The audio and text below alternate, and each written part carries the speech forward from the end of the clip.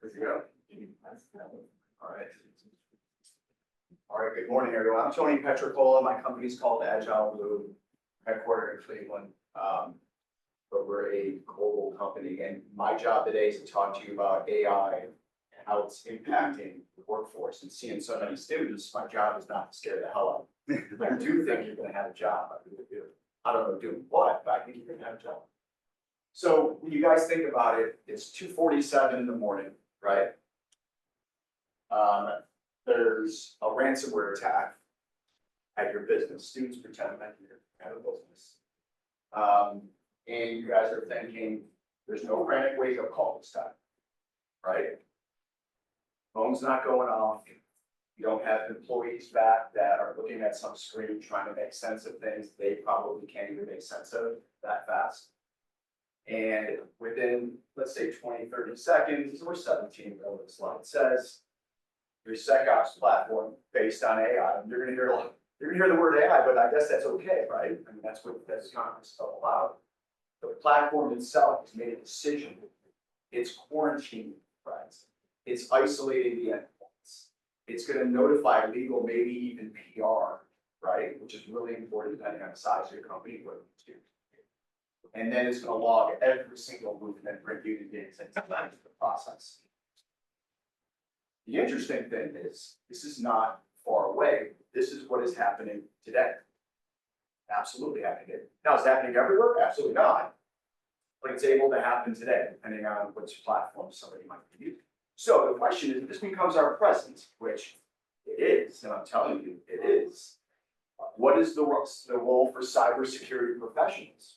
Where do the jobs line up? What does AI do with those jobs, right? Is it doom and gloom? Or is it like, wow, now we're adding 1 + 1 = 3 because you're adding a tremendous professional with fantastic technology, right?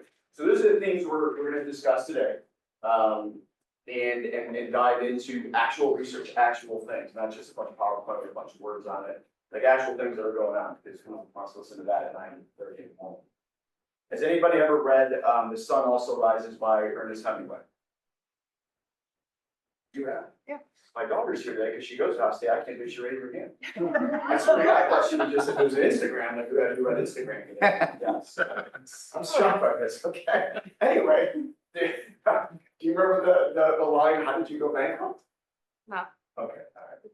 So in the book, he says 2 ways, gradually and suddenly, right? And it's a great line with AI. So way back in 2014, and some of you might not have been born yet, but in 2014, those of us who remember this, gradually, AI has been in the works for years. Machine learning's been around for decades. Obviously, generative AI didn't come around for a little while, but it was in the motion, right? Especially when you look at what back then was still is a nonprofit OpenAI project, which paired Sam Altman and Elon Musk. Obviously, now they hate each other, but nevertheless, those things started around those times.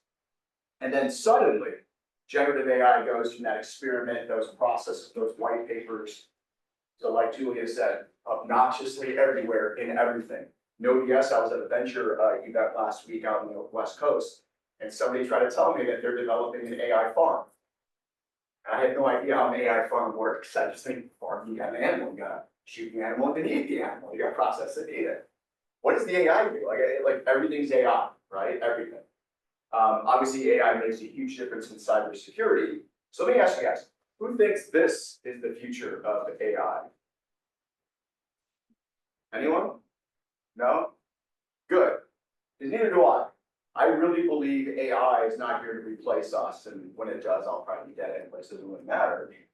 But it's there to replace mundane human workflows, not humans. And I think if you think of cybersecurity, a lot of cybersecurity has been traditionally made up of mundane human workflows. And it takes that professional out of the more challenging work, the more research, more challenging aspects of cybersecurity, which are fantastic, which is why you want to go into cybersecurity, not the mundane work of reading logs and doing this and communicating where you don't need to communicate. AI can do that, it's doing that right now, okay? So a chart paints 1,000 words, and by the way, if anybody wants any of the research that I'm citing here, I can give you these papers or send them to you or provide them for Julia. I'm happy to give you guys all this stuff. This isn't just Tony created some slides, this is actually research that I am qualified to do. But this is interesting. So when you look at the jobs available, like the disparity in the jobs chart these days, I mean, this is nuts, right? IT jobs that have an AI component to it, or so it says, versus non-AI jobs. I mean, this disparity is enormous in all industries, but obviously obnoxiously transparent in IT and cybersecurity, right? So AI doesn't replace you. You're going to be replaced by somebody who's using AI. So understand AI, but also understand whatever craft that, whatever skill set you have. So this is an interesting chart. This one's a scary chart. This is the chart that should freak us out a little bit, like especially when you see like Optimus, Tesla's robot.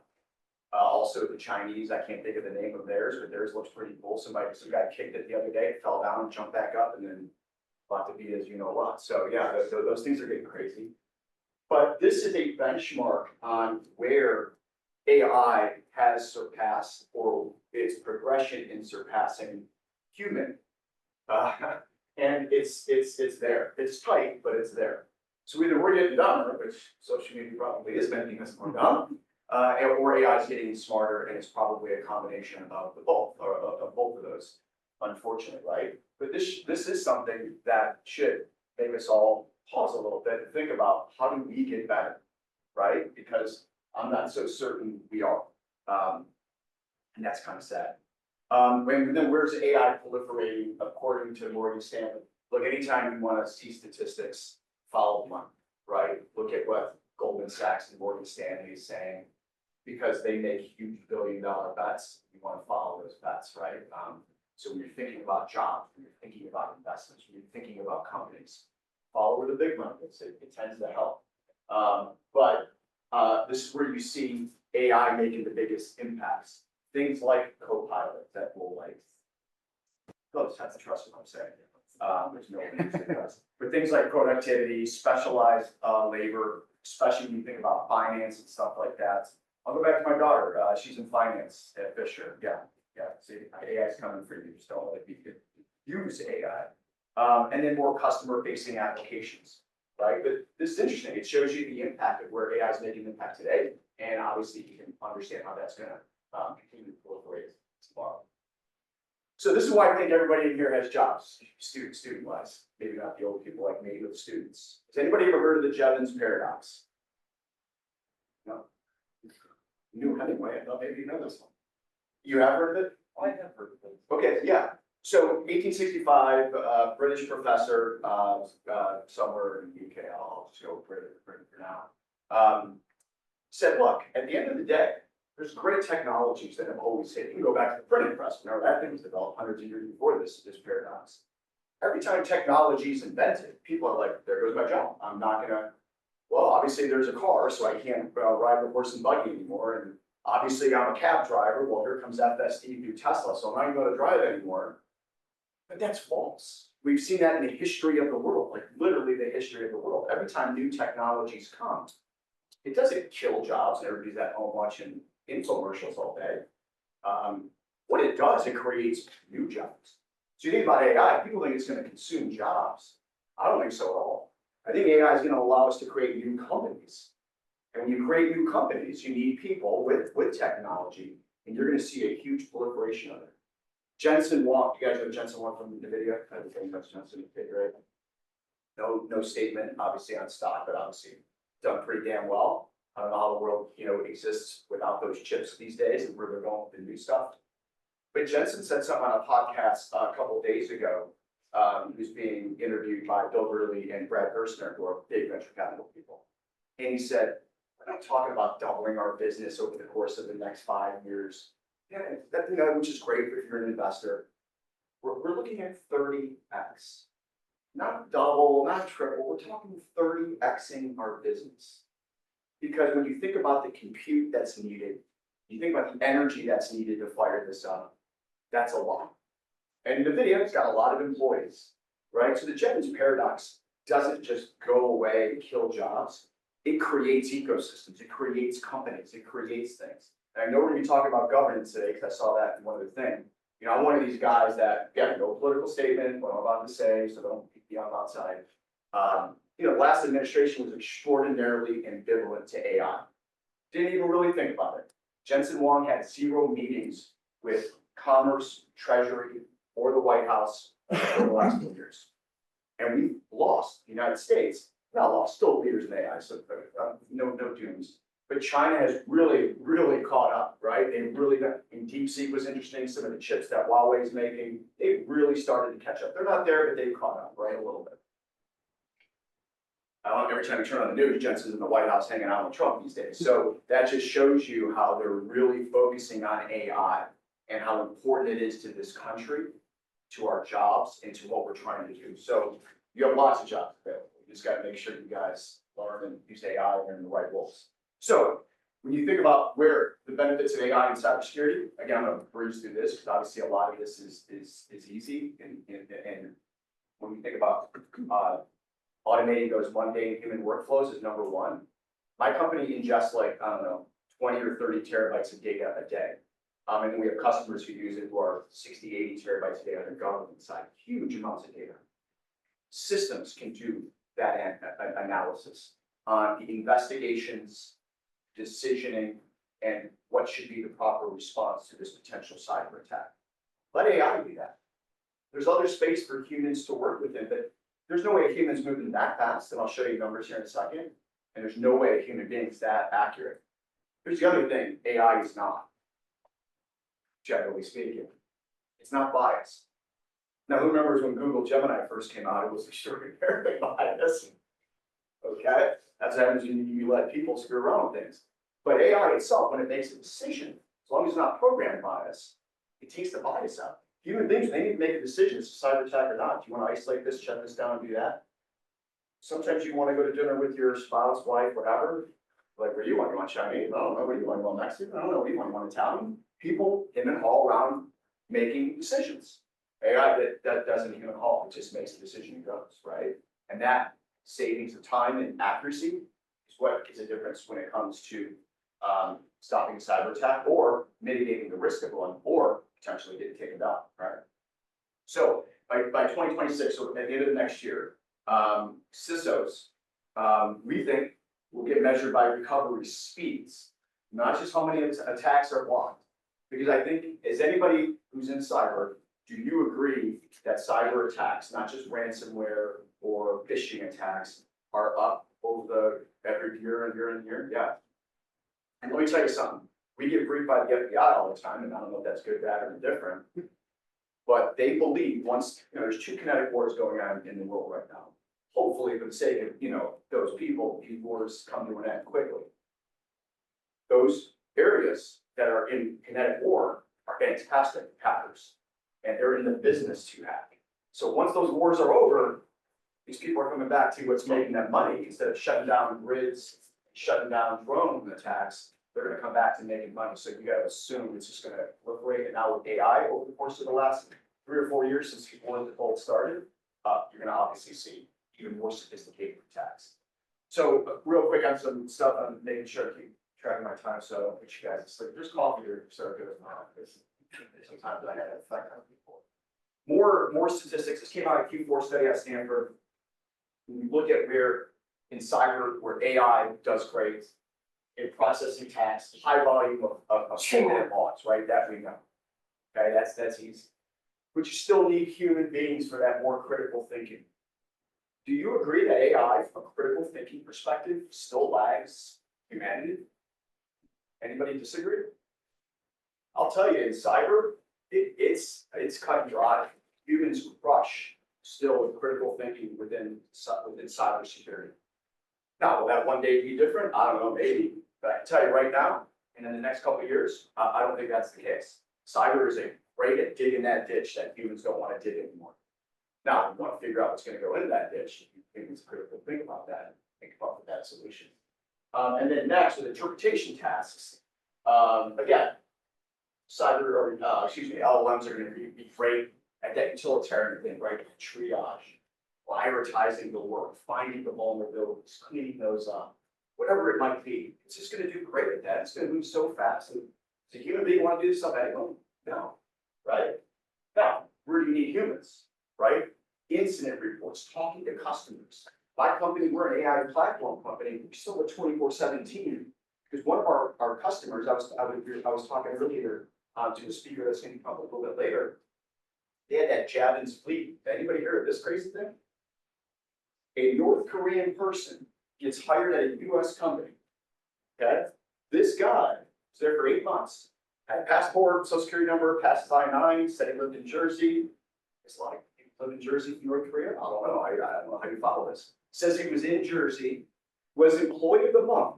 Think about it. Employee of the month, 2 of the 8 months he was there. And he was a network cloud and systems administrator. So he had to hack into the systems. He was the hack. Like, how do you defend against that? Is that a cyber problem? That's an HR problem, right? Then who even got blamed? Cyber. Like, I mean, our team worked for weeks on this one, right? Like, what are you going to do? I don't infiltrate. You have no idea what he infiltrated. He had access to everything. So theoretically, he infiltrated everything, right? Obviously, that got shut down after month 9, but there's a lot going on. That's a healthcare organization that's got a lot of data. So anyway, these are things that are very unique. And I'll tell you what, never underestimate the criminals, man. They are smart, crafty, and they tend to kick our butts, right? You know, China's got that 9-9-6. You guys know what that is, right? Chinese work from 9 to 9, 6 days a week. I don't know what America's is anymore. I don't want to know what ours is anymore. I tell my daughter hers should be 10-10-7. But anyway, this is sophisticated threats, new minds. AI is real, right? Deep fakes, audio fakes, real. They're polymorphic, they're changing. For the sake of time, I won't go into more of these, but we've seen some emails get pushed to a client. Do a lot of critical infrastructure work as an airport. CEO send an email, fake CEO send an email, real CEO, to the HR group, marketing group, blah, blah, blah, to all the heads of the group saying, hey, I need you to do this. I'm on a flight right now. I need to get this done before I get back to home base. 3 out of the 8 executives did something. Of course they did. It's a CEO running late, probably got 54 tabs open, 4 spreadsheets you're working on. So you just see something from the CEO, boom, boom, boom. And it was a problem. Now, caught it, it's great. Those things are not getting caught as much as they're getting hurt, right? And if you think about it, AI is not a luxury anymore. It is table stakes these days, right? So when you think about roles, entry roles, where AI is going to have an impact, instead of those repetitive tasks that you're no longer going to do or be hired for, what about prompt engineering? Everybody's heard of a hackathon, right? Has anybody been to a promptathon? It's pretty cool, right? Microsoft's doing one of the first ones out in Bellevue, Washington. Obviously not close to where we are today. Go Bucks, because we're playing in Washington tomorrow. Tomorrow. I'm sure. No, but anyway, promptathons are getting big. We should do one of those. I just heard that the Columbus Foundation did the one They snuck one of those? a couple of months ago. We had a partnership with OpenAI Wow. for nonprofits. Shut up. No, It's here. well, Yeah. all right. We'd love to do that. Somebody was talking about it yesterday. I did this event yesterday speaking. But anyway, prompt engineering. Better your prompts are, man, the better it makes life easy. It makes life a lot easier, right? Translating business needs, right? You're seeing way more of that from humans and not AI, or it's becoming more predictable with AI. And then when you think about senior leadership, right? Forecasting, thinking about the risks, the mitigation, policies and governance. These are things that AI, as of right now, doesn't do well with. Maybe it does down the road. Maybe it absolutely does down the road, but not right now. So let's talk about some outcomes, because outcomes are always important. These are real numbers from a SOC, like I said, doing a lot of data all over the world. So customers all over the world, not just in the US or healthcare, all over the world, government and commercial sector. AI security operations affecting a SOC. So almost 70% reduction in benign cases of human time. That is huge. That doesn't mean these people are losing their jobs. But it does mean we probably hired less of that role, okay? It also means gross margin goes up. So for your finance people, it's a good thing, right? And gross margin is what makes the world go round. 90% automation of level 1, level 2 triage, but that 10% is still really crafty, right? So again, humans working with AI. Almost a 48% reduction in time. And I think these numbers will go up once we crunch 2025 numbers. These are 2024. 48% reduction of time on a malicious case. Because you got through that investigation quick, you made the decision to do something, now you can just roll a little bit faster.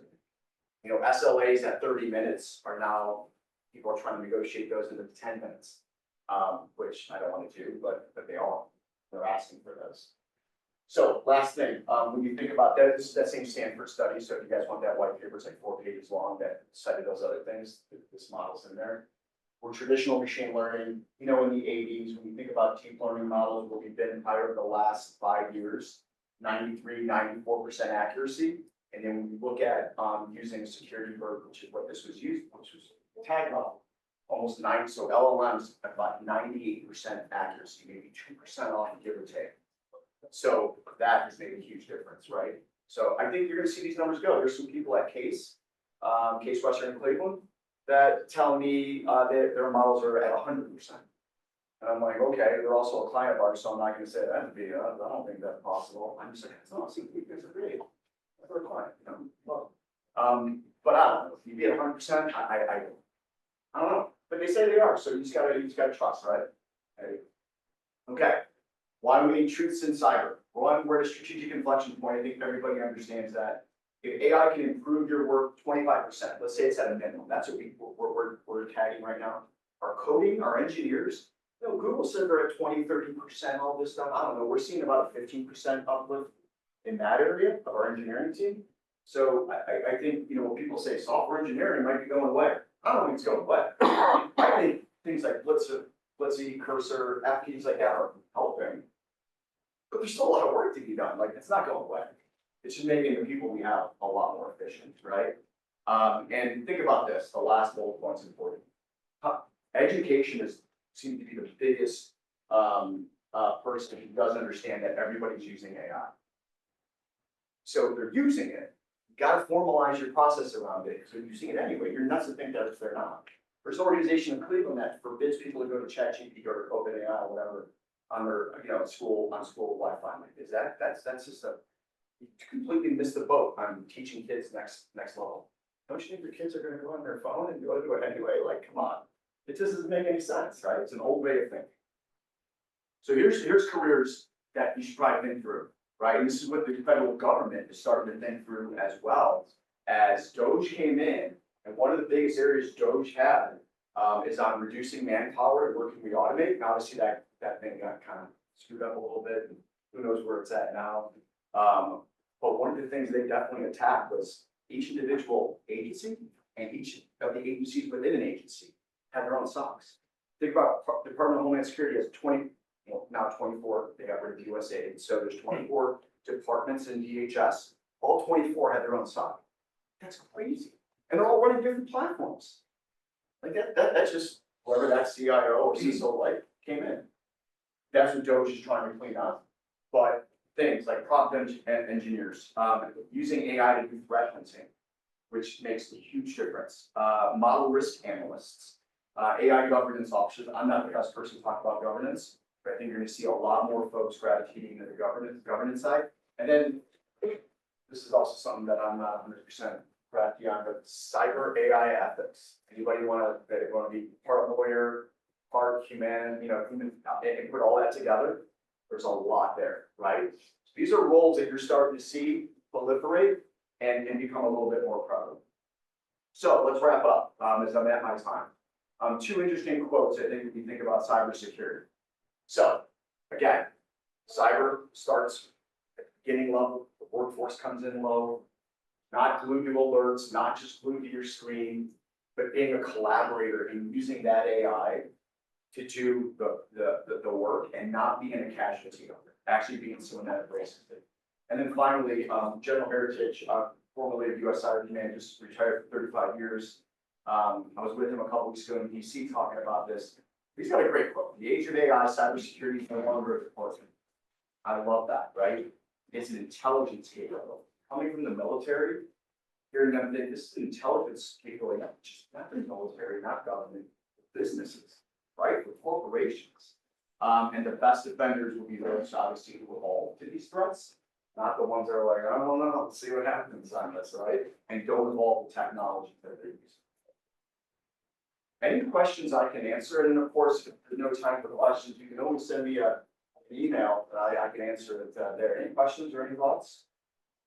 Oh, yes. Have you had any like breakthrough conversation topics to kind of socialize within an organization that's looking to apply AI and cybersecurity, where they're not really familiar with how it can be leveraged, and make it more acceptable that, hey, we can start looking at this as a viable option to bring into our existing processes to augment them and make them better? You know, it's a great point you bring up. The number one, so again, let's go back to the numbers real quick. The number one phrase on all the publicly traded companies' earnings calls is the word AI. And then you'll see when Standard & Poor's did a survey, they asked the board of directors, generally older people, after they left those meetings, where are you implementing AI? And it's like, we have to implement it. I don't know how it works. I don't know why we need to implement it, but we need to implement it, right? That is I don't care how young, I don't care if you're a Fortune 500 company or a startup like these right here. Majority of people have zero idea how to implement cyber and where it's going to make that difference. For each organization, it's going to be different. But if you look at those processes, that mundane workflows, and show, I think that's the number one way. And here's the other thing I would say, start small. Don't just come in and redo an entire thing and say, well, AI is now doing it. You're going to fail. Too expensive, too much time. You lose, and then people's like, oh, AI is ridiculous. Start with a little proof of concept. Prove how that works. Show how the AI or the analyst team, like I showed you there, can improve by 69 and 48%. That's where you start small, and then you start growing that thing, and now that makes a real big difference. It's a great question. I want to make sure everybody else has a chance to Yeah. take a break, but please, please go stand right there. I'm gonna stay, okay, right here. Everybody just come up. But yeah, go ahead and stretch your legs if you need to. We'll start again in 10 minutes. Yeah. The restrooms are just, if you go kind of straight this way, they'll be on the right-hand side. Feel free to mingle around. There's plenty of snacks. So, Takes you 10 minutes. Come on up here and talk to Tony. Yeah.